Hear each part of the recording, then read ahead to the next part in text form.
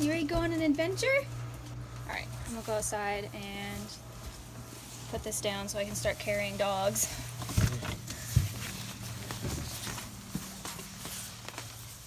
Come here.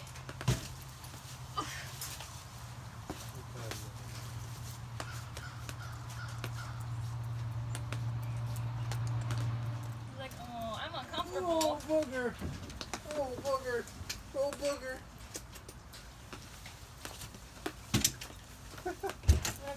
He's like crawling up on my shoulder.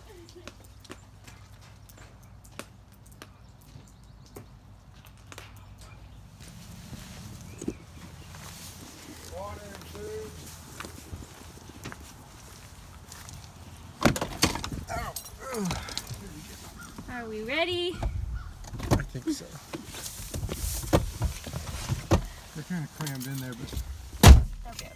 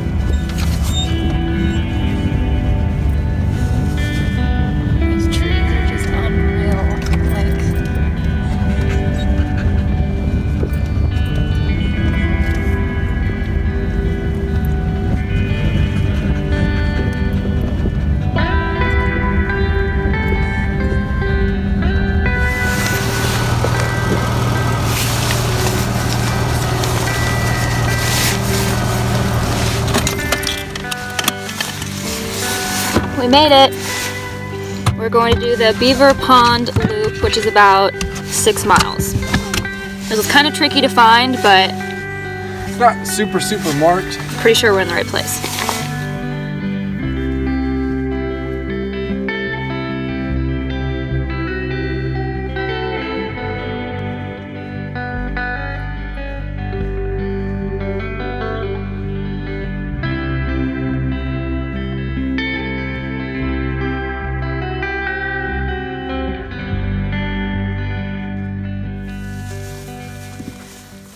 it feels very serene in here and peaceful.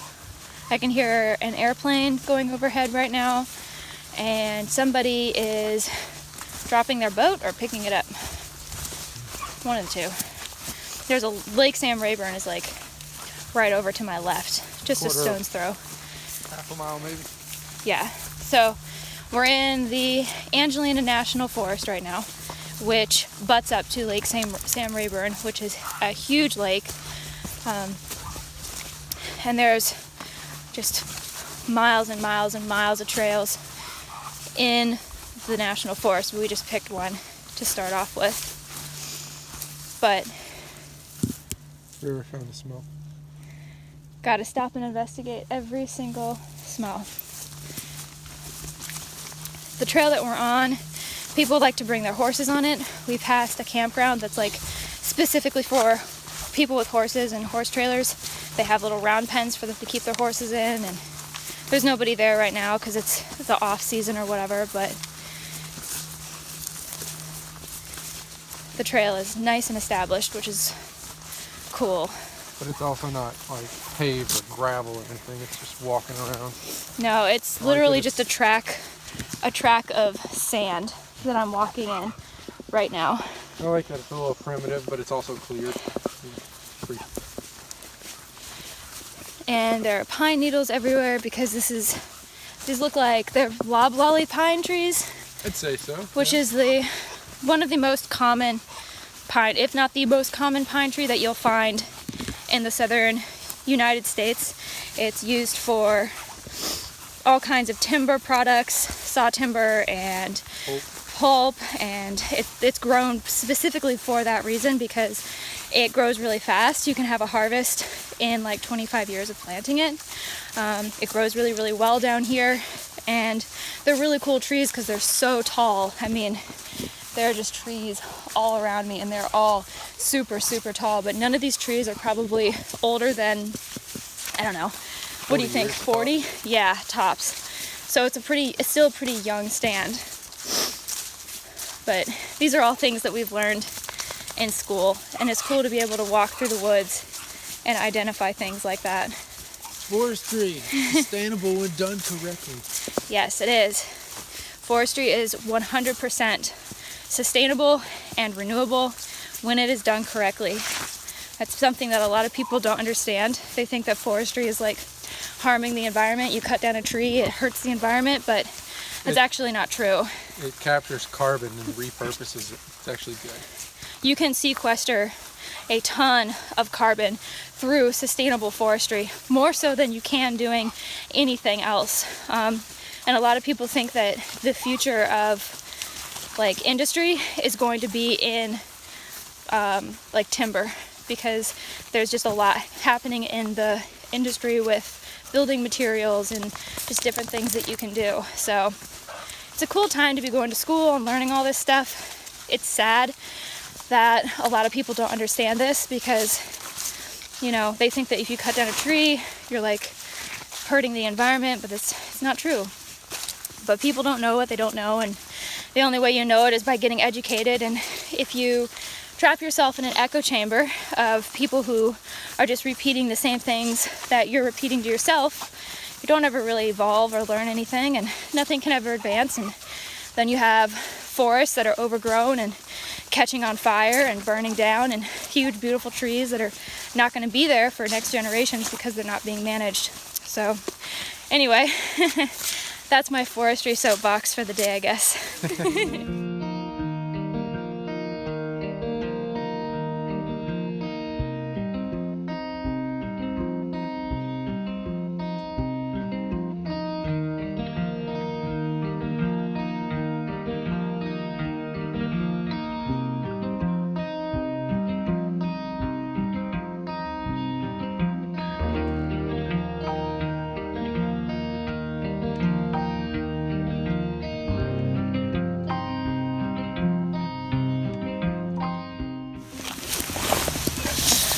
Whoa.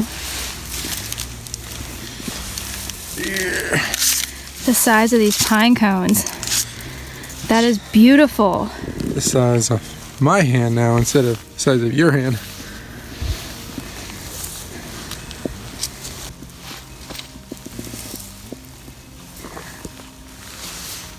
Apollo, I have a present for you.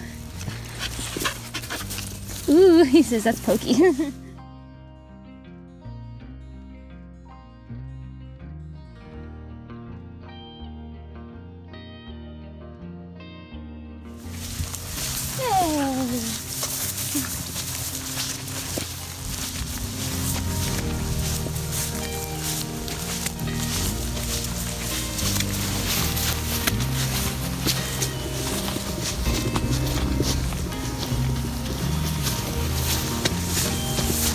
I could make myself dizzy from looking up at the trees. Yeah, I think I got everybody watching dizzy. It's really easy to think, oh wow, look how natural this is. I know. This is not natural.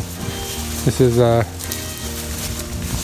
these trees are not as dominant here compared to like the natural, the longleaf is the natural one here.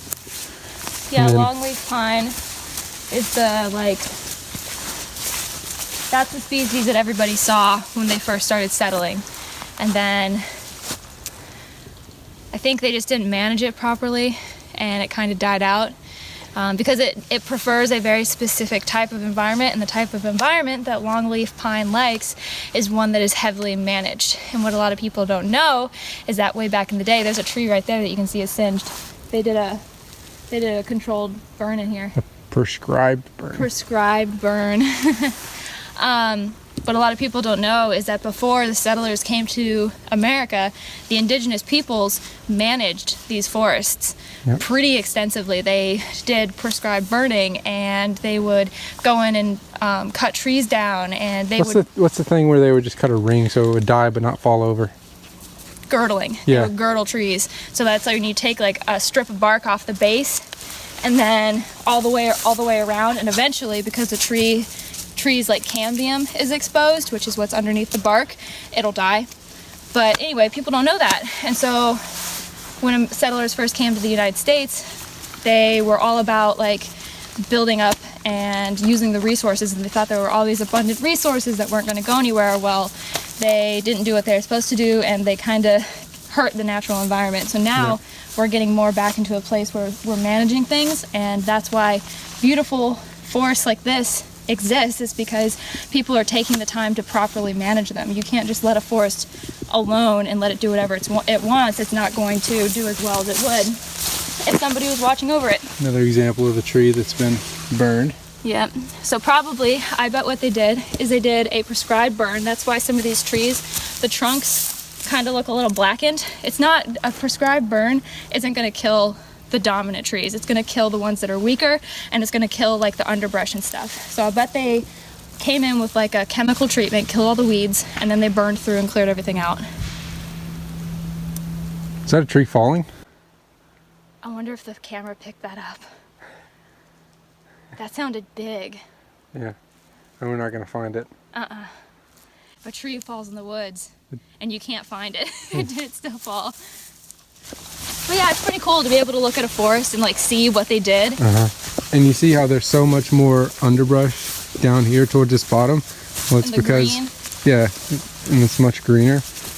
That's because that area has some kind of higher water content in that area, and all that like yopon and stuff like that didn't get burned off. But then over here, stuff like that did. Garbage. I should have brought a bag to put garbage in, trash. Stop throwing trash in the woods.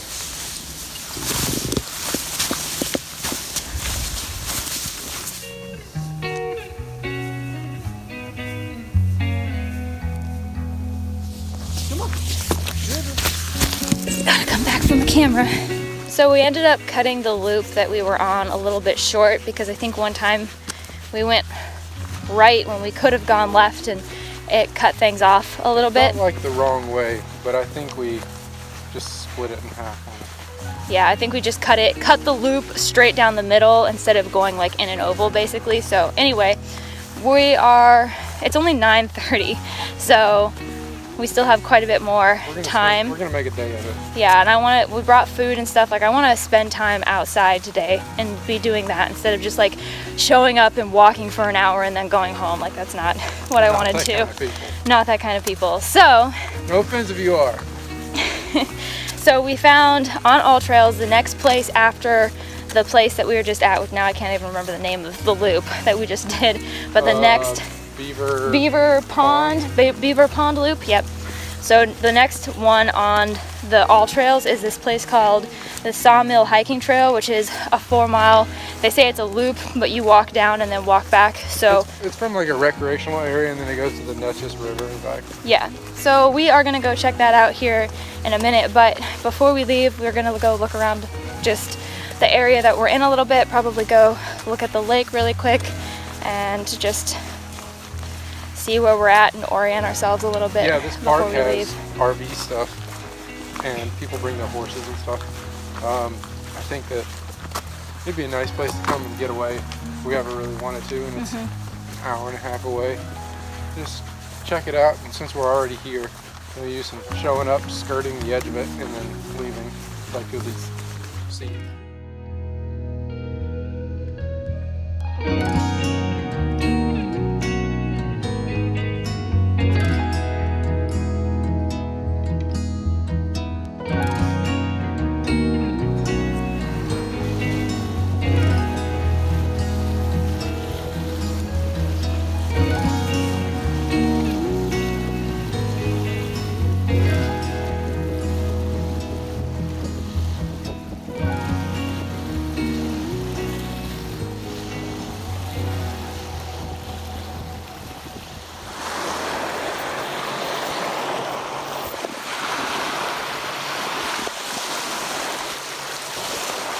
Tried to clean the lens. That'll have to do.